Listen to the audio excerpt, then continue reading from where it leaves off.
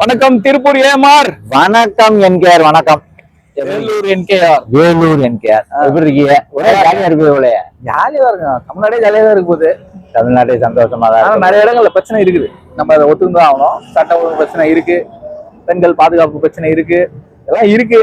அது வந்து சீர் செய்யறதுக்கான வேலைகள் நடந்துகிட்டே இருக்கு. இந்த மாதிரி அதை மறைக்கிற வேலை இல்ல, உடனே பண்ண முடியாது. இன்னைக்கு இருக்குன்னு தெரிய வர்ற காரணமே ஓபனா எல்லாருக்கும் இது தெரியுது.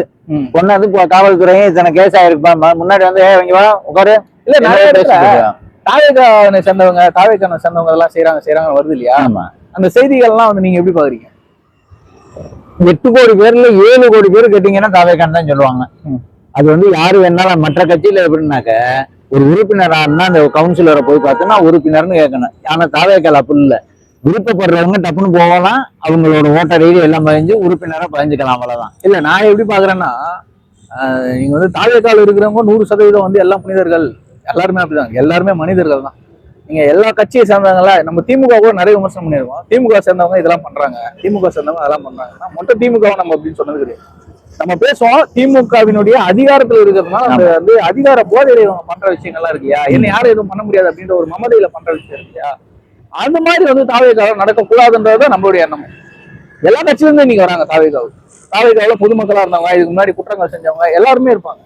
அவங்க யாரு எந்தெந்த குற்றங்கள் செய்யறாங்க, அந்த குற்றங்களுக்கு அவங்களுக்கு என்ன நியாயமான தண்டனை அது கண்டிப்பா பெற்று தரணும்.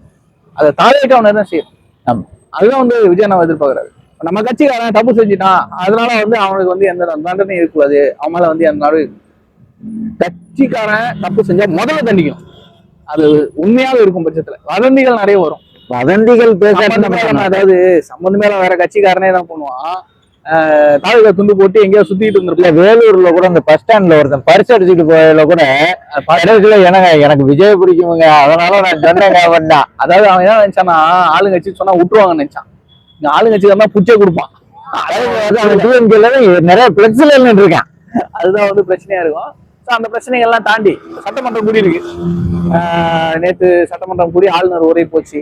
அதுல வழக்கமா இவங்க நினைக்கிற மாதிரி இந்த தமிழ்தாய் வாரத்துக்கு முன்னாடி வேற ஏதாவது பண்ணுவாங்க, ஆளுநர் வேற ஏதாவது விருது பண்ணுவாரு, அதை வச்சு நம்ம இன்னைக்கு ஓட்டிடலாம் அப்படின்னு ஒரு ஸ்கிரிப்ட் எடுத்துட்டு வந்தாரு. அந்த ஏதோ ஒரு இது வாயை திறக்கும் சிஎம் எல்லாம் போட்டு வந்தாங்க. நான் என்ன நினைச்சேன்னா அதை போட்டு வரோமா இல்ல, அண்ணன் காலையில நேரத்துல இருந்துச்சு ஜிம் எல்லாம் போவாங்க, எப்படியும் பல்லு விளக்கிட்டு தானே வந்திருப்பாரு, வெய்யதுக்கு வாயை திறக்க சொல்லிக்கிட்டு இருக்காங்கன்னு நினைச்சேன். ஆடி துப்புறதுலாம் துப்புக சிஎம் சார்னு கேக்குறாங்க.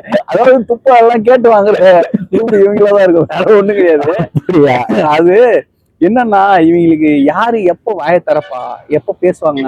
இந்த ஒரு அரசியலே சட்டமன்றத்துல 5 வருஷமா இருந்த அமைச்சரா இருந்த துணை முதல்வராக இருந்தவருக்கே இது தெரியல அப்படின்னா 5 வருஷமா தூங்கிட்டு தான் தரோம் சட்டசபையில. இதனாலதான் லைவ் கட் பண்றான்னு நினைக்கிறேன்.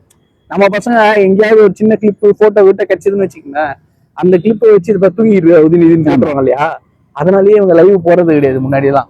இப்ப இந்த லைவ் ஓடுறது கூட முக்கியமான எல்லா நிகழ்வும் ஓடிடுச்சு, அதுக்கப்புறம் லைவ் கட் ஆயிருக்காது என்னன்றதை அவங்க தெளிவுபடுத்துவாங்க அரசு சார்பில். ஆனா இவ்வளவு நேரம் இதுக்கு மாதிரி எப்போ லைவ் ஓடிடுறாங்க இல்ல ஷார்ட்ஸ் பார்ப்போம். ஷார்ட்ஸ் எப்படி இந்த சேனல் எல்லாம் யூடியூப்ல ஷார்ட்ஸ்ன்னு கொடுக்கறதுக்கு முன்னாடியே ஷார்ட்ஸை உருவாக்கனவே சட்டமன்றம் தான்.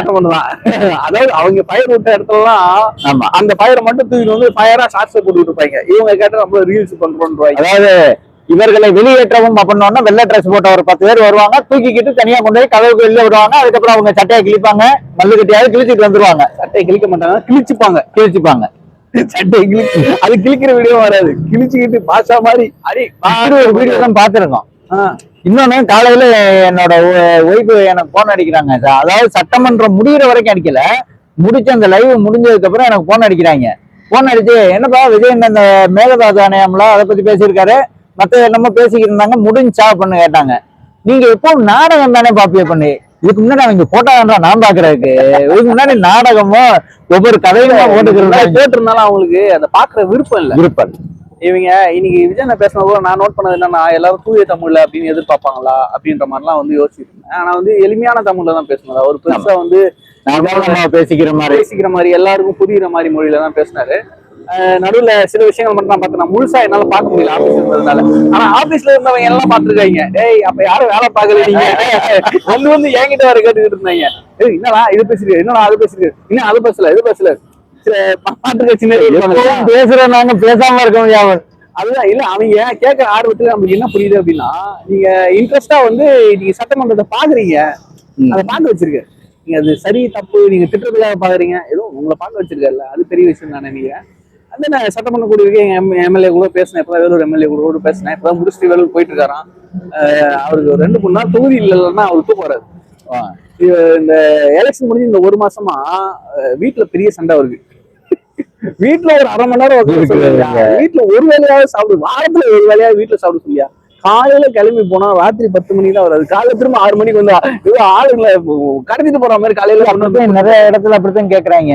என்ன இதுக்கு முன்னாடி எம்எல்ஏவோ ஒண்ணு வாரத்துல ஒரு நாள் ஆபீஸ் ரூம் பார்ப்போம், இல்ல அப்படின்னா காலையில நேரத்துல போனா எம்எல்ஏ வீட்டுல பாக்கலாம்பாங்க. அந்த மாதிரி போய்க்கு இருந்து திருப்பி எங்க இருக்காங்கன்னு தெரியாது.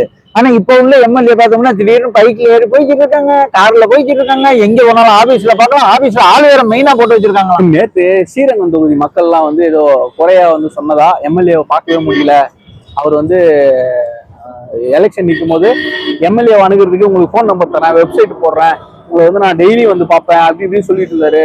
ஆனா வந்து எலெக்ஷன் ஜெயிச்சதுக்கு அப்புறம் ஆளே பார்க்க முடியல அப்படின்னா, இந்த மனுஷனை யாராலையுமே பார்க்க முடியாது. தமிழ்நாடு முழுக்க சுத்திட்டு இருக்காரு, தமிழ்நாடு முழுக்க என்னங்க அவ்வளவு சுத்திக்கிட்டு இருக்காரு. ஒரு துறை அமைச்சரா கொடுத்துட்டாங்கன்னா அது ஒரு எல்லாரும் வந்து பதவின்னு நினைக்கிறாங்க, அது ஒரு பொறுப்பு, அது ஒரு சுமைதான் என்னை பொறுத்த வரையும். ஏன்னா நான் பாக்குறேன், இப்ப எங்க எம்எல்ஏ எடுத்துக்கிறேன், அவருக்கு வந்து அமைச்சர் ஏதாவது அமைச்சரவை கிடைக்கும் அப்படின்றது எதிர்பார்த்துக்கிட்டு இருக்கோம். பட் ஆனா கிடைக்கல. விஜய் அண்ணா வந்து வேற ஒரு முடிவு எடுத்திருக்காரு, அது நம்ம வர இருக்கோம். அவர் ஆனா என்ன சொன்னாருன்னா ரொம்ப தெளிவா, நல்ல வேலை அந்த பொறுப்பு இருந்தா நம்மளால வந்து தொகுதியில வேலை செய்ய முடியாது, நம்ம வேற வாய்கழியே நிறைய பேசிட்டோம், இதை செஞ்சு தரேன் அதை செஞ்சு தரேன்னு, மக்களே பார்க்க முடியலன்னா கஷ்டமா இருக்கும், நல்ல வேலை அதை கொடுக்கல, நான் இதே வந்து சிறம்பட செய்யறேன் அப்படின்னு சொல்லிட்டு டெய்லி மக்களை பாக்குறது போறது மக்களோட தான் இருக்காரு. ஏன்னா நாங்களாம் ஒரு கூட வேலை எடுப்போம், பசங்க எல்லாம் எங்க டயர்டா இருக்கும், கொஞ்சம் ரெஸ்ட் எடுங்க, வாங்க போவோம், டைம் இல்ல அப்படின்னு கூப்பிட்டு சுத்திட்டு இருக்காரு. ஸோ அப்படி இருக்கும்போது ஸ்ரீரங்கம் தொகுதி மக்கள்லாம் போராடுறாங்க, எம்எல்ஏ பார்க்க முடியலன்னு. 5 வருஷம் ஆயிடுச்சு, 1 மாசம் ஆச்சு, எம்எல்ஏ பேர் சொல்லுங்க அப்படின்னு கேட்டு பாருங்க, 10ல் 5 பேருக்கு தெரியாது. ஆமா, பேரே தெரியாது. பார்த்தது எத்தனை பேர் கேட்டீங்கன்னா 10ல் 9 பேருக்கு பார்த்துக்க மாட்டாங்க. இன்னைக்கு எல்லாருமே பாக்குறாங்க, போறாங்க வராங்க, அவ்வளவு ஆய்வுகள் பண்றாங்க, நீங்க கத்துக்கிறாங்க, அது வந்து உண்மையா கத்துக்கிறாங்க, மக்களுக்கு நல்லது செய்யறது எப்படி எல்லாம் இந்த துறையை பெட்டரா பண்ணலாம் அப்படின்னு சொல்லி கத்துக்கிறாங்க. அது வந்து பெரிய சாதனையா நான் பாக்குறேன். முக்கியமா இந்த ஊழல் லஞ்சம் இல்லை அப்படின்னு சொன்னா வழக்கமா தலைவர்கள் பேசுவாங்க, மேடை ஏறி தலைவர்கள் வந்து இந்த மாதிரி வந்து யாரும் வந்து மக்களுக்கு சேவை செய்யணும், யாரும் ஊழல் பண்ணக்கூடாது அப்படின்னு சொல்லிட்டு போயிடுவாங்களே தவிர அதை வந்து கடைக்கோடி வரை கொண்டு போய் சேர்க்க மாட்டாங்க. ஆனா இன்னைக்கு வந்து அந்த துறை சார்ந்தவங்க பேசுறாங்க, அதிகாரிகள் பேசுறாங்க. ஒரு துறையா சொல்ற பாருங்க, ஐவேஸ் டிபார்ட்மெண்ட்ல ஆதவர்ஜன் அவர்கள் ஒரு மீட்டிங் போட்டு சொல்றாரு, டெண்டர் எடுக்கிற கான்ட்ராக்டர்ஸ் நீங்க பிசினஸ் பண்றீங்க, லஞ்சம் கொடுக்காம நேர்மையா உங்களுக்கு கொடுத்த ஆர்டரை குவாலிட்டியா பண்ணி கொடுங்க, குவாலிட்டியில எந்த காம்ப்ரமைஸும் பண்ணாதீங்க, உங்ககிட்ட 10 பைசா யாரும் லஞ்சமா கேட்க மாட்டாங்க, எந்த கமிஷன் கொடுக்க கேட்டு வந்தாலும் எனக்கு தெரியாது. நான் என்ன சொன்னேன், வழக்கமா மீட்டிங்ல பேசிட்டு போயிடுவாங்க, அதைத்தான் பின்பற்றுறாங்களா அவங்க எல்லாம் சிலை வச்சு பேசிட்டு போனாங்க. நாங்க ஒரு தொழில் பண்றோங்க, இது எங்களுக்கு தொழில் தான், அரசாங்கத்துல இருந்து ஒரு கான்ட்ராக்ட் எடுக்கணும், அந்த கான்ட்ராக்ட் வந்து நேர்மையா செய்யணும். நினைக்கணும் எடுத்த எடுப்புல 35% வந்து நீங்க கமிஷனா கையில குத்துறதுக்கு அப்புறம் தான் டெண்டரே வாங்கணும் அப்படின்னா நாங்க எந்த காசை வச்சு நாங்க வேலை செய்யணும், எந்த லாபம் பார்ப்போம், எங்க குடும்பத்தை எப்படி ரன் பண்ணுவோம் அப்படின்ற ஒரு குழப்பம். அதுல அவங்க புலம்புன விஷயம் இருக்கு இல்லையா, சாதாரண விஷயம் இல்லைங்க அப்படின்னு அவங்க சொல்லும் போது என்ன இவ்வளவு பில்டப் பண்றாங்க அப்படின்ற மாதிரி. ஆனா அவ்வளவு நடந்திருக்கு, சொன்னவங்க எல்லாம் 5 வருஷமா என்ன நடந்திருக்கு தெரியுமா அப்படின்னு விட்டுறாங்க பாருங்க. அது ஒரு பக்கம். இன்னொரு பக்கம் பத்திரப்பதிவு துறையில இருக்கிறதுல மோசமான துறை. ஆமா, உள்ள கமிஷன் வாங்கக்கூடிய ஏஜென்சி இல்லாம ஒரு வேலையும் நடக்காது. அப்படிப்பட்ட துறையில அமைச்சர் போய் நான் தான் அமைச்சர், யாராவது ஏதாவது காசு கேட்டாங்களா சொல்லுமா, தயங்காத நான் ஆக்ஷன் எடுக்கிறேன் அப்படின்னு சொல்லி பேசக்கூடிய விஷயம். சொந்த ஆட்சியில சொந்த அரசுடைய டிபிஎஸ்சி சொந்த ஆர்டிஓ ஆபீஸ்ல போய் ரைடு பண்ணுது, பத்திரப்பதிவு துறையில போய் ரைடு பண்ணுது. ஆர்டிஓ ஆபீஸ் எனக்கு நம்ம வண்டி புக் ஒண்ணு கரண்ட் ஆகணும், அது ஆயிடுச்சான்னு கூப்பிடுறேன் சார், ரைடு போய்க்கு இருக்கு சார் அப்படின்னா, ரைடு போனுச்சுன்னா உனக்கு என்ன ஆச்சா இல்லையாப்பா பண்ணா அதுக்குன்னு வந்து பதில் சொல்றாரு அவர், இல்லைங்க 2 நாள்ல 1000 சிஸ்டம் எல்லாமே அவங்க இது சொல்ல மாட்டாங்க. இதுக்கு முன்னாலாம் போன் பண்ணாரு ரைடு போய்க்கு இருக்கு ஃபர்ஸ்ட் பண்ணா இல்லைன்னா போனை கட் பண்ணிடுவாங்க. ஆனா அவங்க ஆன்சர் பண்றாங்க. ஆனா அந்த ரைடையும் ஏற்றுக்கொண்டு இந்த பாருங்க அந்த ஜன்னல் ஓரத்துல சைட்ல கிடந்துச்சு, முன்னாடி நம்ம பார்த்திருப்போம் 10,000 50,000 1 லட்சம்னு.